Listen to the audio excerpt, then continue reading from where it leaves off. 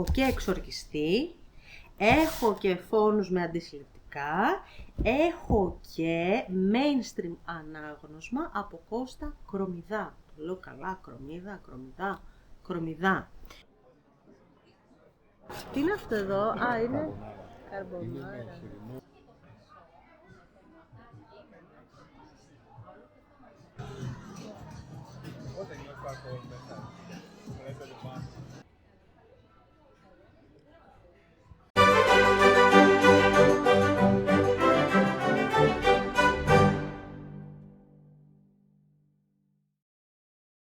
Θα με βοηθήσεις? Θα με βοηθήσεις? Σε ευχαριστώ πολύ. Σε ευχαριστώ πάρα πολύ. Ωραία. Ωραία. Με αυτό το background δεν μπορεί να υπάρχει σοβαρότητα, καθότι ο γάτος είναι επί το έργο. Κανονικά έχει βρει φιλενάδα, την κουβερτούλα και είμαστε National Geographic. Θα το κρατήσουμε, δεν θα το λογοκρίνουμε και θα πορευτούμε έτσι σήμερα στο τρίτο book vlog αυτής της νέας εδώ σειράς. Χριστίνα εδώ για τους παλιούς και νεότερους φίλους. Κάντε μια γραφούλα και ξεκινάμε.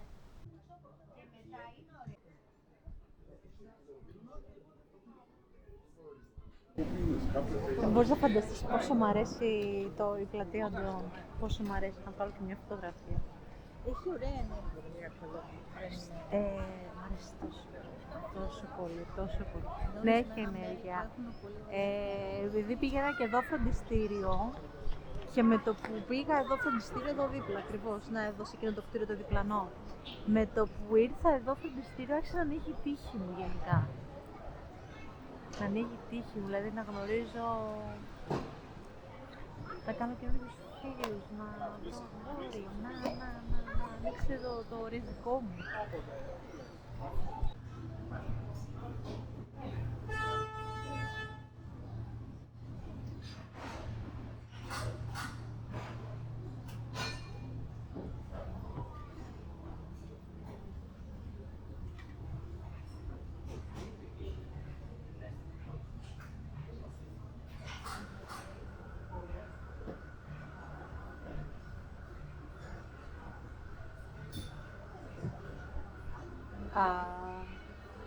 Τι λες τώρα?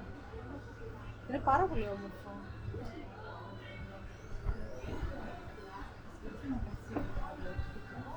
Αυτό είναι τέλειο.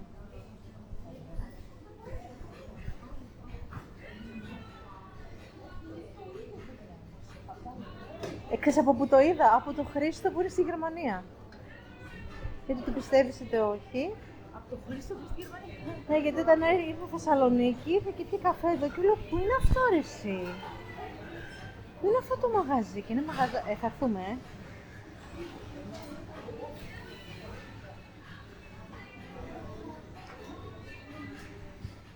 Wow.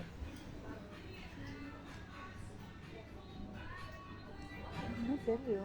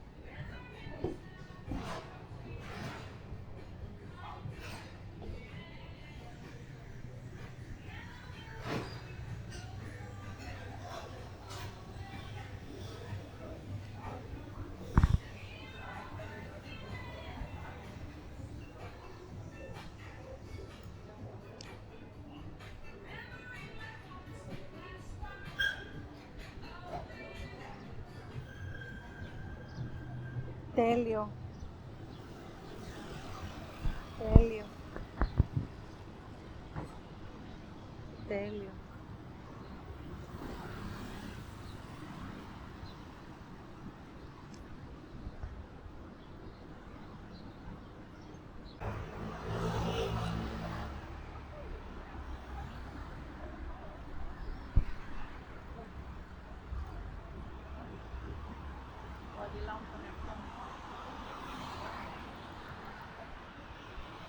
εδώ είμαστε. Βαρέα και ανθυγινά πίσω, ο Σάρης εργάζεται, δίνει πόνο, είναι στηρωμένος, αλλά κόβεται το... Off the record, ναι, οι στηρωμένες γάτες κρατάνε λίγο από το μότζο τους ακόμα και μετά τη στήρωση και το διατηρούν για καθ' όλη τη διάρκεια της ζωής τους. Έτσι θα προχωρήσουμε και θα είναι η ατραξιόν αυτής της ημέρας, αυτού του βίντεο. Εδώ, πίσω, με το Σάρι να εκτελεί εργασίες. Πάρα πολύ ωραία. Το έχουμε. Και τι ωραία, τι καλύτερη προλόγηση, τι καλύτερος πρόλογος για ένα βιβλίο που έχει τίτλο «Φόνος και αντισυλληπτικά». Δηλαδή, συσχετίστε το λίγο. Έχουμε τίτλο «Φόνος και αντισυλληπτικά», αντισύλληψη, και έχουμε και ένα γάτο στηρωμένο που έχει πάρει δηλαδή όλα του τα αντισυλληπτικά μέτρα και όμως εκτελεί έργα με τη φιλενάδα του την κουβερτούλα. Δεν υπέροχος συνδυασμός? Λοιπόν, αυτό και άλλα πολλά θα δούμε σήμερα. Συντροφιά με τις βολτίτσες, με τα ΣΕΑ και τα ΜΕΑ. Να πούμε λίγο κάποια κουσκούς, ότι εδώ το κανάλι έχει ανανεωθεί, έχουμε κάνει ένα καινούριο ξεκίνημα, ένα restart. Αυτό μεταφράζεται με πάρα πολλά πράγματα, με αντικατάσταση πληθυσμού, με ανακύκλωση, αντικατάσταση φίλων του καναλιού. Κάποιοι παλιοί μένουν, κάποιοι παλιοί φεύγουν. Φυσικά γιατί το περιεχόμενο πλέον δεν ανταποκρίνεται στις ανάγκες τους και έτσι πρέπει να γίνεται. Λοιπόν, έχουμε νέο πληθυσμό, ορίστε μας άφησε ο Σάρης, πιο έτσι εξειδικευμένο στη νέα θεματολογία. Πώς να το πω ρε παιδί μου, εντάξει, προσπαθώ να χαλαρώσω και εγώ να τα πω λίγο πιο χαλαρά. Εντάξει, σχορνάτε με.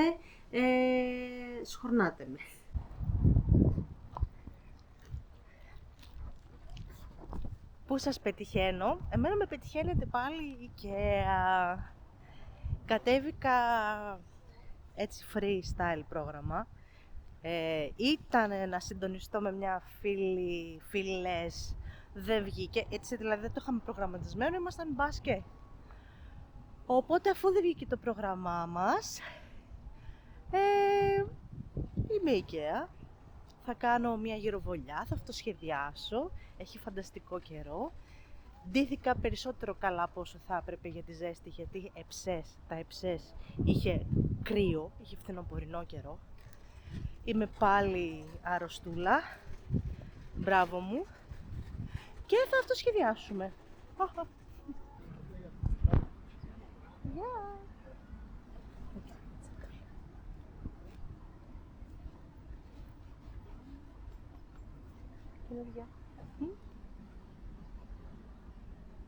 Σίγουρα κάποιος θα με έβλεπε μέσα από το μαγαζί, αλλά εγώ έκανα outfit of the day. Σπανιότατα το κάνω, γιατί δεν αλλάζω πολλά outfits. Είμαι λίγο, πώς το λένε, capsule wardrobe. Έχω κάποια συγκεκριμένα κομμάτια στην ντουλάπα μου και με αυτά πορεύομαι, με διαφορετικούς συνδυασμούς. Δεν υπερκαταναλώνω. Τι ψωνίζω? Βιβλία. Και αυτά με μέτρο γιατί έχω απόθεμα, αλλά εντάξει, κάνω μια καλή διαχείριση του budget μου. Γενικά δεν τα σκορπάω, γιατί είναι και περίεργοι οι καιροί και οι εποχές και καλό είναι να είμαστε προσεκτικοί. Γενικά προσεκτικοί.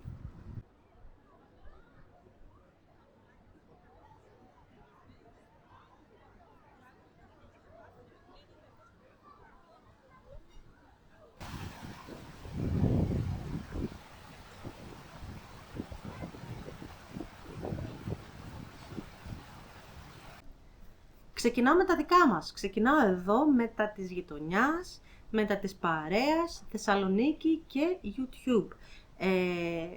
Πασχάλης Αυγερίδης είναι από εδώ, Θεσσαλονίκη. Γνωριστήκαμε μέσα από τα κανάλια μας. Ο Πασχάλης μαζί με τη σύντροφό του τη Στέλλα διατηρούν το κανάλι Once Upon a Book και αποφάσισα τώρα να δείξω το βιβλίο, το οποίο κυκλοφόρησε το 2023, για έναν και πολύ βασικό λόγο. Γιατί ο Πασχάλης έκανε ένα διάλειμμα από τα social media για τεχνικούς λόγους, έκανε μία παύση, οπότε θεώρησα ότι λίγο αυτό θα χαντάκωνε το βιβλίο του. Τώρα όμως που κάνει ένα comeback και επανέρχεται πιο active, κυρίως στο Instagram, θα επανέλθουν και στο YouTube, είπα ρε παιδί μου να κάνω κι εγώ μια σμπροξιά, μια όθηση, για να το επισπεύσουμε αυτό το comeback. Να πάτε να το γνωρίσετε, είναι εξαιρετική φυσιογνωμία, υπέροχος άνθρωπος. Πριν εκδοθεί το βιβλίο, μου εμπιστεύτηκε το δημιούργημά του σε πρωτόλια μορφή, να το διαβάσω πριν εκδοθεί, αλλά θα το ξαναδιαβάσω για να το φρεσκάρω οπωσδήποτε και να ασχοληθούμε μαζί του περαιτέρω στα επόμενα βίντεο. Τώρα κάνω εγώ μία μικρή παρουσίαση, σαν haul δηλαδή, και έχουμε εδώ το αστυνομικό από εκδόσεις Πηγή, πάρα πολύ ωραία βιβλιοδεσία, με ένα χοντρό χαρτονένιο και στην υφή εξώφυλλο που έχει αυτή την εναλλακτική αισθητική που μου αρέσει πάρα πολύ. Ωραία αισθητική και στα γραφικά του εξωφύλλου, το κρίνω και σαν γραφίστρια.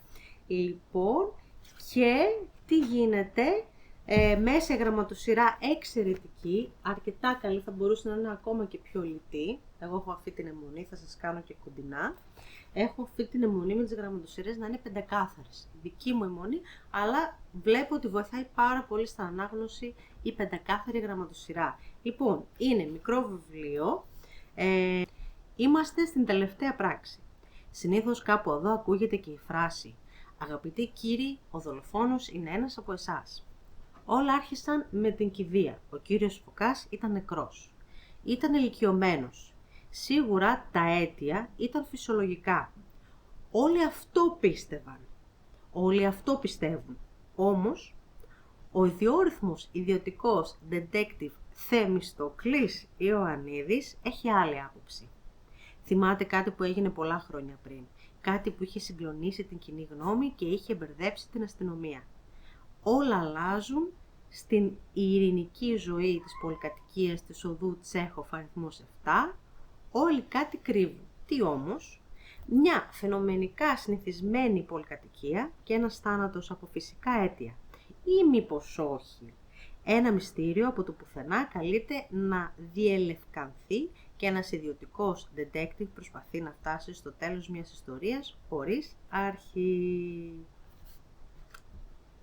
Γνωρίζοντας το αναγνωστικό υπόβαθρο του Πασχάλη και την αναλυτική του ματιά, γενικά στο κομμάτι της ανάγνωσης, είμαι πάρα πολύ ενθουσιασμένη. Αλλά θα επανέλθω πιο ενδελεχώς σε προσεχές βίντεο. Τώρα κάνω μία προλόγηση και μέχρι να μαζευτούμε μπούγιο και να μαζευτούμε περισσότεροι εδώ στην παρέα, πράξτε τα δέοντα, κάνω μία εισαγωγή για να επανέλθω όταν θα είμαστε περισσότεροι, γιατί το αξίζει περισσότερη προβολή. Έτσι λέω.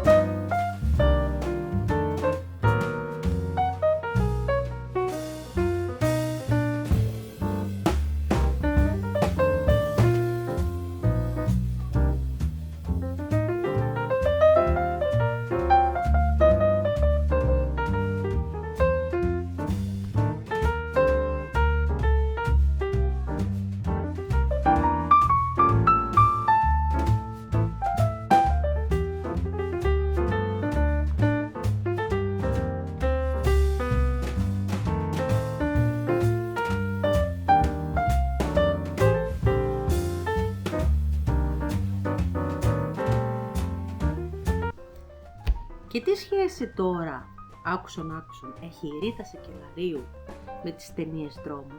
Τι σχέση μπορεί να έχει? Η παλή, η μεγαλύτερη σε ηλικία, σίγουρα κάπου πηγαίνει το μυαλό σας. Ξέρετε τη Ρίτα Σακελαρίου, το γνωρίζετε. Μπορεί να έχετε δει και μερικές ταινίες τρόμου της εποχής και να έχετε κάνει το συσχετισμό στο μυαλό σας. Οι μικρότεροι μπορεί καν να μην γνωρίζετε την Ρίτα Σακελαρίου. Ψάξτε την, ακούστε την. Αξίζει, ανήκει στο βαρύ πυροβολικό του ελληνικού πενταγράμμου. Μπορεί να μην είναι στα ακούσματά σας, αλλά σαν φωνή έχει δύναμη και μπάσα. Λοιπόν, και τι σχέση μπορεί να έχουν αυτά τα δύο, η Ρίτα Σακελαρίου με τις ταινίες τρόμου? Έλαντε. Ιστορία μου, αμαρτία μου, λάθος μου μεγάλο. Ιστορία μου, αμαρτία μου, λάθος μου μεγάλο. Είσαι αρρώστια μου μες στα στήθια μου και πώς να σε βγάλω. Και πάει λέγοντας. Ήταν το soundtrack στον Εξορκιστή 1973, ταινία τρόμου που άφησε εποχή και ήταν μέσα στο soundtrack της ταινίας, γιατί ο εξορκιστής, ο παπάς, ο καθολικός ιερέας που έκανε εξορκισμούς, ήταν Έλληνας. Οπότε η μητέρα του άκουγε Ρίτα Σακελαρίου. Την ταινία έχω να τη δω αιώνες παιδιά. Την είδα μια φορά στη ζωή μου, σε πολύ τρυφερή ηλικία.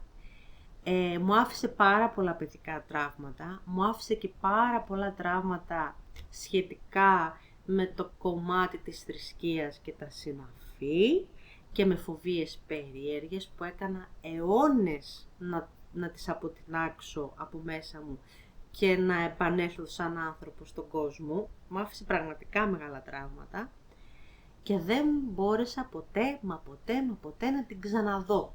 Είναι κλασική, έχουμε την ιστορία ενός εξορκισμού κανονικά. Πρώτη φορά στα χρονικά αποτυπώθηκε κάτι τέτοιο στον κινηματογράφο. Ακόμα και ο Ιησούς ο Ναζωραίος Τζεφιρέλη, που κυκλοφόρησε αργότερα, είχε τη σκηνή του εξορκισμού, αλλά προηγήθηκε ο εξορκιστής το 1973. Αν υπάρχει κάποια άλλη σκηνή εξορκισμού γενικά στον κινηματογράφο, εσείς που είστε πιο ενημερωμένοι, χτυπήστε καμπανάκι. Αλλά γενικά δεν είχε παίξει πολύ αυτό το κομμάτι. Δεν είχε παίξει πάρα πολύ αυτό το κομμάτι. Και κυρίως εκείνη η δεκαετία ήταν η καραμπινάτη δεκαετία που άρχισαν να γίνονται πολύ τρομακτικές ταινίες στον κινηματογράφο. Δηλαδή, πολύ δυνατές τρομακτικές ταινίες. Πιο μπροστά όλα ήταν πιο χαλαρά, εντάξει, και λίγο κανένας Βράκουλας, κανένα αυτό, τέτοιο, αλλά έτσι πολύ δυναμικά και σκοτεινά, δεκαετία του 70. Οπότε εγώ τι έγινε, κάνω και story time ταυτόχρονα, ήμουνα παιδάκι 11 χρονών, δεκαετία του 90, σχολείο. Η μαμά μου εκείνο το διάστημα για κάποιο λόγο, όποτε τσάκωνε ταινία τρόμου στην τηλεόραση, μου έλεγε «Χριστινάκη, έχει ταινία τρόμου να τη δούμε μαζί». Δεν ξέρω γιατί λειτουργούσε έτσι η μαμά μου. Στο μυαλό της το θεωρούσε ότι ήταν κάτι συναρπαστικό και κάτι ok για ένα μικρό παιδί. Που δεν ήταν ok, αλλά δεν πειράζει. Και την είδαμε μαζί. Αυτήν την ταινία την είδαμε μαζί. Ο Ραμπούλης ακούγεται στο background. Έλα αγόρι μου. Και την είδαμε μαζί και μου άφησε πάρα πολλά ψυχικά τραύματα και τραύματα γύρω από το κομμάτι της θρησκείας. Δεν μπόρεσα ποτέ να την ξαναδώ έκτοτε την ταινία. Ποτέ. Αν και προσπαθώ, πρέπει να την ξαναδώ και για να κάνω αποθεραπεία και να μου φύγει το τραύμα, αλλά και γιατί είναι ταινιάρα. Είναι ταινιάρα, να τη δω με άλλη ματιά τώρα.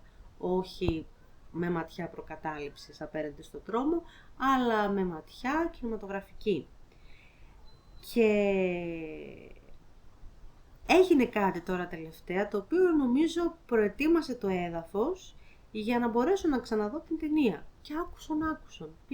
Πού πήγα εγώ, στα Τζάμπο.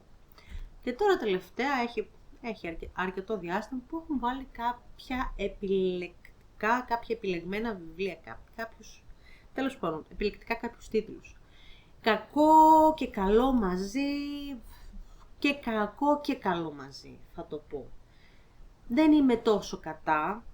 Εντάξει, ένα υπερκατάστημα μπορεί να έχει κάποιους λίγους τίτλους και κοντά στο βασιλικό ποτίζεται και η γλάστρα και κάποιος που δεν είναι εξοικειωμένος με την ανάγνωση μπορεί να τσιμπήσει, να πάρει κανένα βιβλίο και έτσι να αρχίσει να προθερμαίνεται και να ασχολείται με την ανάγνωση. Οκ, δεν είμαι τόσο αυστηρή. Και ναι και όχι. Δεν πει, τέλος πάντων. Λίγοι τίτλοι μπορούν να υπάρχουν παντού. Και στα περίπτερα και παντού. Δεν πειράζει. Λοιπόν, εγώ ψωνίζω από παντού. Στηρίζω και τοπικά βιβλιοπωλεία, ψωνίζω από παντού. Δηλαδή προσπαθώ να στηρίζω την αγορά με κάθε τρόπο και τις online πλατφόρμες ακουστικών βιβλίων και τα φυσικά τυπωμένα βιβλία, τα πάντα όλα. Οπότε, απενοχοποιημένα λέω για να δω τι έχει αφού ήρθα για άσχετα πράγματα, μπορεί κάτι να αξίζει. Και το μάτι μου έπεσε στον εξορκιστή. Έκανα πολύ μεγάλο story time για να πω αυτό το πράγμα ότι έπεσα πάνω σε εκδόσεις Anubis και εξορκιστή και πώς το λένε, ξεστραβώθηκα γιατί ναι, διαβάζω, ναι, ξέρω εγώ είμαι αναγνώστρια, ναι, έχω εδώ πέρα και κανάλι και ασχολούμαι και όλο τίποτα δεν ξέρω. Δηλαδή ξέρω και τίποτα δεν ξέρω. Και δεν ήξερα, ρε παιδί μου, ότι ο εξορκιστής ήταν πρωτίστως λογοτεχνικό βιβλίο του William Peter Blatty. Μπράβο μου. Ξεστραβώθηκα. Και λέω, αυτό όμως είναι ένας νέος. Αυτός όμως είναι ένας υπέροχος τρόπος για να χαλαρώσω το φόβο μου, να κάνω μια προεργασία, να διαβάσω το βιβλίο και μετά να μπορέσω να ξαναδώ τον εξορκιστή την ταινία, που είναι ταινιάρα, χωρίς φόβο και χωρίς πάθος. Αυτό. Καταλάβατε. Να διαβάσω λίγο και περίληψη από το πιστόφυλλο. Στην αρχή, η φρίκη περνά σχεδόν απαρατήρητη. Θόρυβοι στο δωμάτιο της μικρής Ρέγκαν, έπιπλα που βρίσκονται σε λάθος θέση, μια αλόκοτη μυρωδιά, ένα παγερό συναίσθημα που διαπερνά τα πάντα. Σύντομα όμως, η τρομακτική μεταμόρφωση του 11χρονου κοριτσιού, 11 χρονών καλή μου κι εγώ τότε, αψηφά κάθε λογική εξήγηση και οι ιατρικές εξετάσεις δεν έχουν κανένα αποτέλεσμα. Μοιάζει σαν μια ξένη προσωπικότητα να κυρίευσε το σώμα του παιδιού. Η μητέρα της Ρέγκαν αναγκάζεται να ζητήσει τη βοήθεια ενός Ιησουήτη ιερέα. Είναι άραγε πιθανό, όσο εξωφρενικό και αν ακούγεται, το κορίτσι να έχει καταληφθεί από μια δαιμονική οντότητα.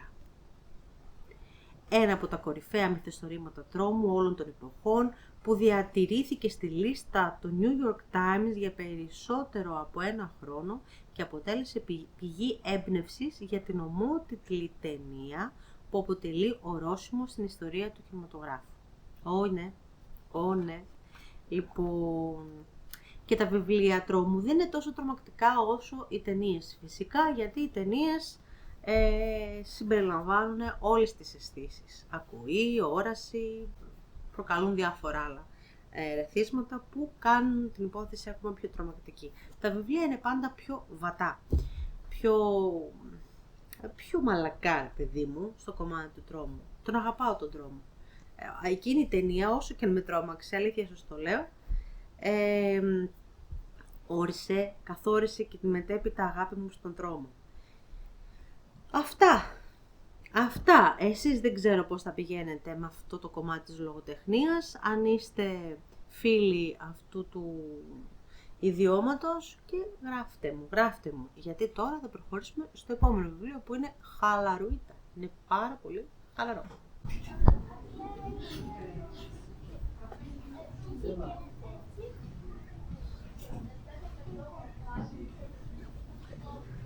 Ξανά. Δεν σας δείχνω τι δοκίμασα, είναι underwear, μπούστο, οπότε δεν το δείχνουμε, δείχνουμε το μετά, αφού ντυθήκαμε. Γεια! Μια άλλη μέρα σε αυτή τη ζωή, τη θεσσαλονικιώτικη. Ένα διάλειμμα για βόλτα. Ρεπό. Έχω ρεπό και αφού κάναμε τα tour σε γιατρούς και λοιπά, τα κλασικά, βάλαμε. Διάλειμμα για βόλτα, καφεδάκι και πινιρλί στο Έργον Αγορά.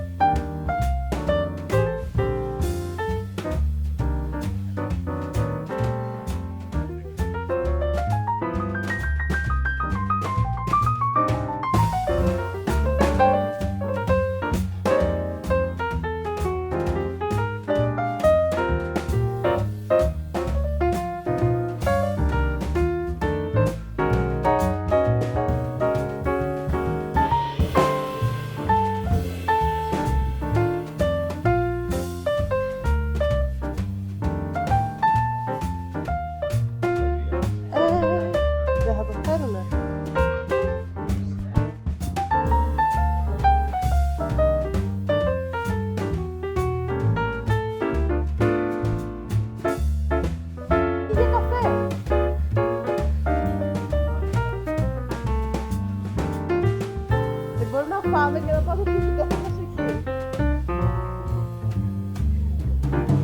Τι πας και πίνεις καφέ εκεί. Πας και πας... Εγώ το ψήνω να φάμε και να πιούμε καφέ μας εκεί.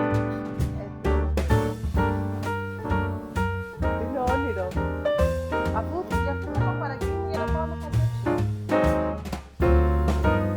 Ναι.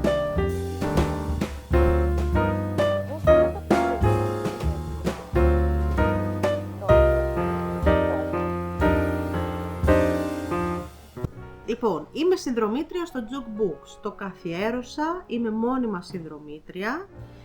Δεν μετανιώνω, γιατί τσουκουτσούκου, λίγο, ακούω και από κάτι. Άλλες φορές περισσότερους τίτλους, άλλες φορές λιγότερους τίτλους και το πάω εναλλάξει. Μία ακουστικό βιβλίο, μία τυπωμένο βιβλίο. Ακουστικά βιβλία φυσικά ακούω στις βόλτες μου, στη γυμναστική μου, όταν πηγαίνω για πεζοπορία, σχεδόν καθημερινά δηλαδή, και όταν εργάζομαι. Προτιμώ να ακούω βιβλία από το να ακούω μουσική. Όταν δεν ακούω κάτι σε podcast, ακούω κάτι σε βιβλίο. Λοιπόν, όταν έχω το αναγνωστικό τέλμα που με πιάνει πολύ τακτικά, ακολουθεί μια κυματοειδή πορεία η αναγνωστικότητά μου, πώς να το πω. Δηλαδή, μια το βρίσκω, μια το χάνω, μια το βρίσκω, μια το χάνω. Οπότε έχω βρει τον τρόπο να επανέρχομαι από αυτό το τέλμα με χαλαρά βιβλία. Με βιβλία που είναι πιο πώς να το πω, ευανάγνωστα, που δεν θέλουν πάρα πολύ προσοχή, πιο εύκολα αναγνώσματα. Οπότε φροντίζω σε αυτά τα διαστήματα να ενημερώνομαι και τι παίζει, να δω και τι είναι mainstream και τι ξέρω εγώ κάνει και επιτυχία. Οπότε σε αυτό το πλαίσιο διάβασα άκουσα από εκδόσεις Διόπτρα ο τρόπος που λες το όνομά μου. Τον τρόπο που λες το όνομά μου. Θα στο δείχνω και έτσι, αλλά θα σας το δείξω και σε screenshot.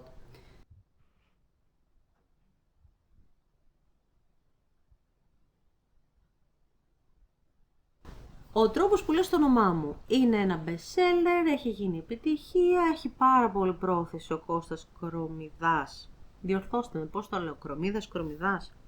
Ο Κώστας Κορομίδας είναι σουξεδιάρης, θα το πω έτσι απενεχοποιημένα.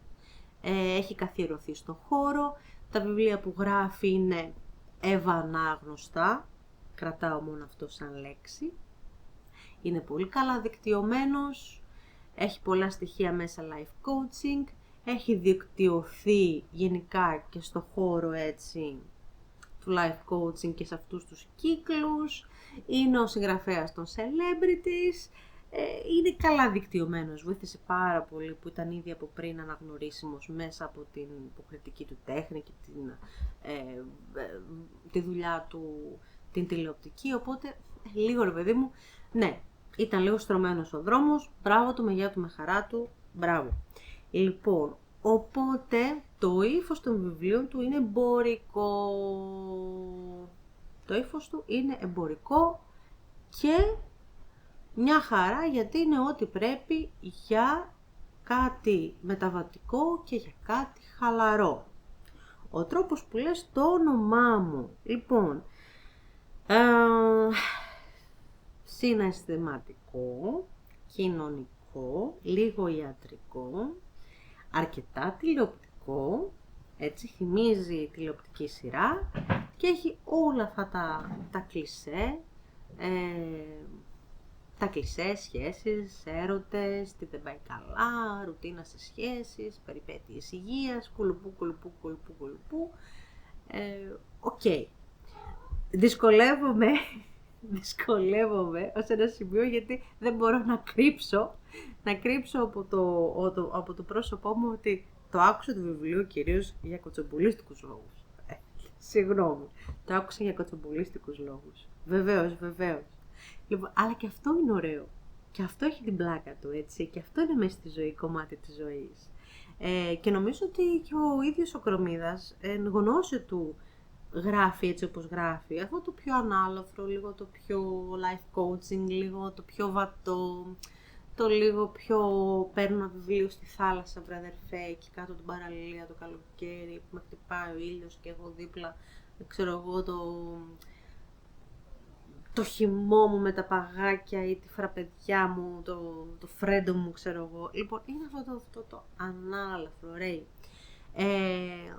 Ένα ζευγάρι στη μέση ηλικία που έχει βαλτώσει, που δεν θέλει να παραδεχτεί ότι έχει τελειώσει η σχέση και δεν παίρνουν την απόφαση να πάρουν διαζύγιο, κανείς δεν τολμά να το ομολογήσει, λίγο είναι, το ξέρουν και δεν το ξέρουν, κάνουν πως δεν το ξέρουν, έχουν μία κόρη, η κόρη αυτή αρρωσταίνει και έχει ένα σοβαρότατο πρόβλημα υγείας,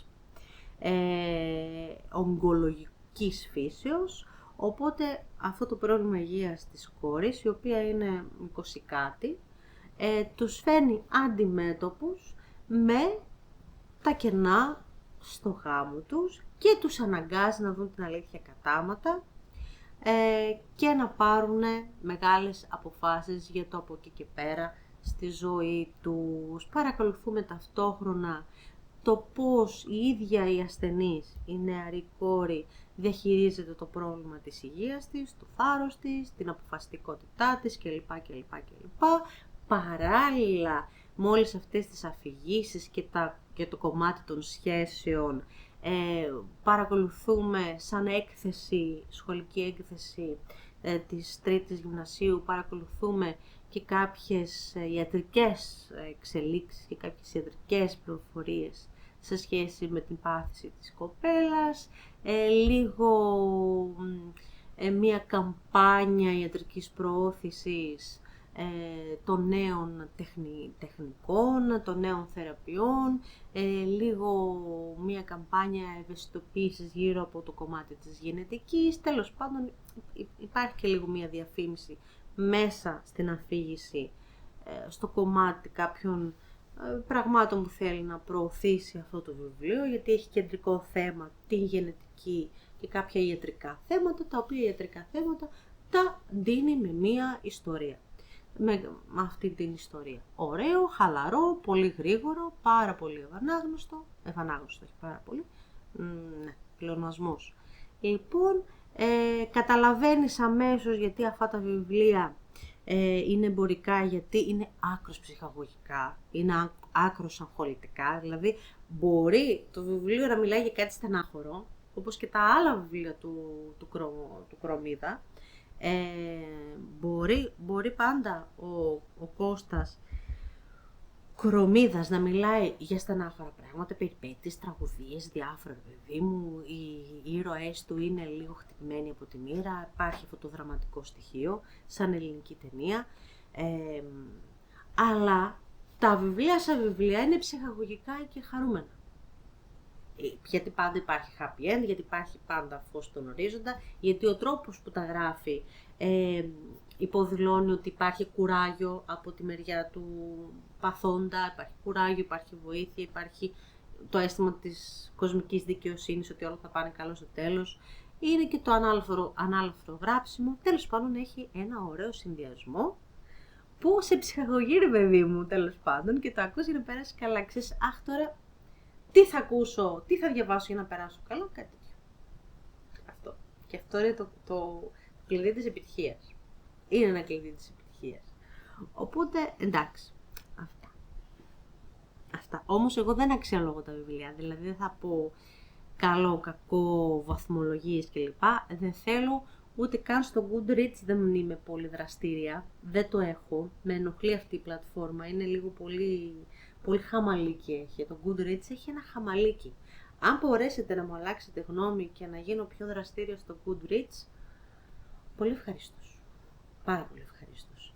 Αλλά για την ώρα ακόμα δεν έχω βρει το μότζο μου για το Goodreads. Άσε που είμαι νευριασμένη με το Goodreads, γιατί δεν μου αφήνει να κατοχυρώσω το βιβλίο μου.